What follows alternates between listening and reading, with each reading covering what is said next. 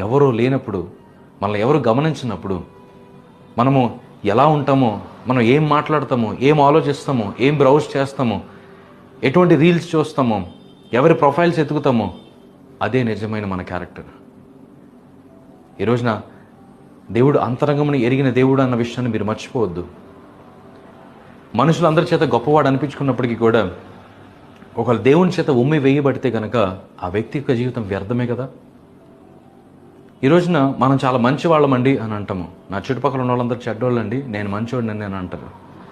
ఈ రోజున ఎదుటి వ్యక్తిని నువ్వు ఎలా చెడ్డవాడి అని దేనితో నువ్వు నిర్ణయించావో, మేబీ ఎదుటివారు కూడా నిన్ను అదే రీతిలో మాట్లాడుతున్నారేమో. ఈ రోజున ఒక వ్యక్తిని గురించి మరొకరు ఘనపరచుట కంటే కూడా ఒక వ్యక్తిని మరొకరు కించపరచుట ఈ లోకంలో ఎక్కువగా కనపడతా ఉంది.